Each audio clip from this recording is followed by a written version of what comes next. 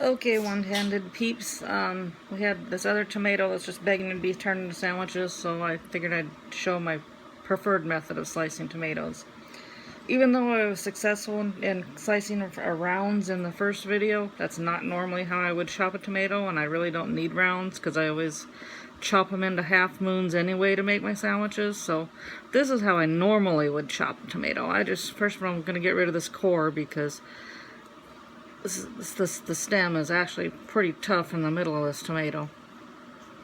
So I'm just using this really cheap, smaller steak knife that's serrated to get rid of the core.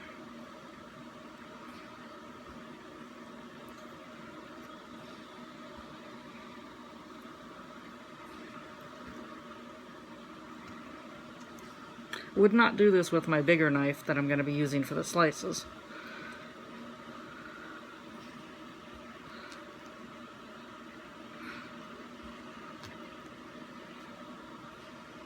But with this cheap steak knife, it's not a danger to my hand to use it like this.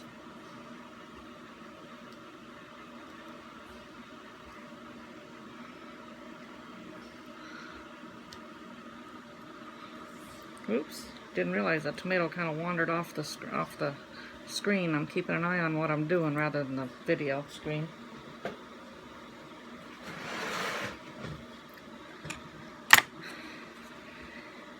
Alright, so I got the tough core out of there, and then I'm just going to slice it into halves like I kind of mentioned at the end of the last video.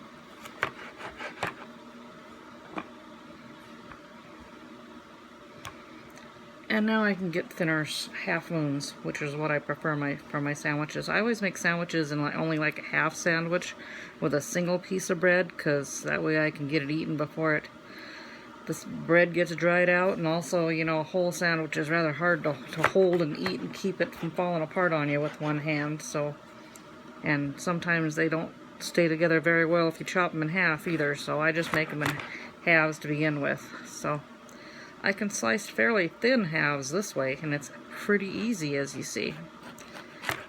And so since I rarely use rounds, honestly, if I need to cut things into rounds, I plan on getting myself just a standard kitchen V-slicer, which would be the easier way to cut uniform rounds out of any food, even for people with two hands anyway. So this would be the normal way a one-handed person should probably attack a tomato, I would think. Unless you need those rounds, use a V-slicer.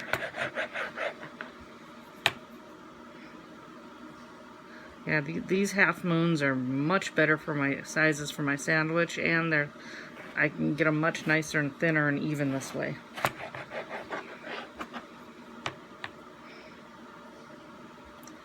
And a lot less struggling than what you saw in that other video when I was trying to do rounds.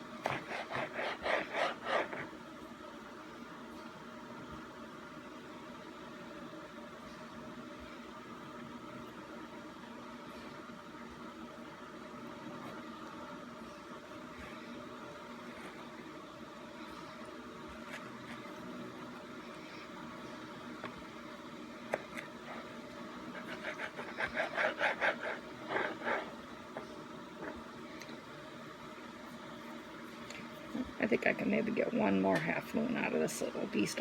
He's getting harder to stay standing upright.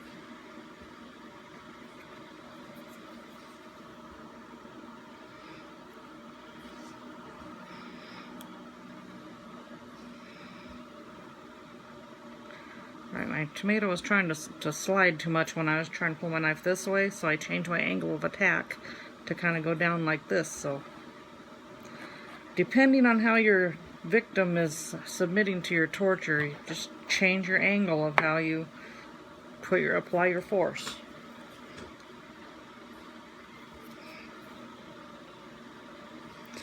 Alright, he's threatening to tip over on me, so when I try to stab him, so I'm going to see if I can get the edge to slice into it.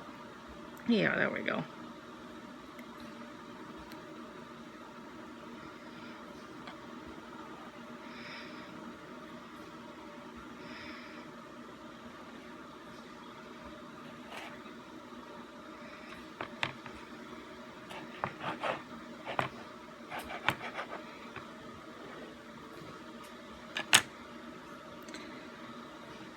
right, I got quite a pile of nice half moons here. And I'm down to just a tiny little nub, so I'm just going to leave that. Let that get diced up into a soup in the next couple days, I'm sure. Okay, thanks.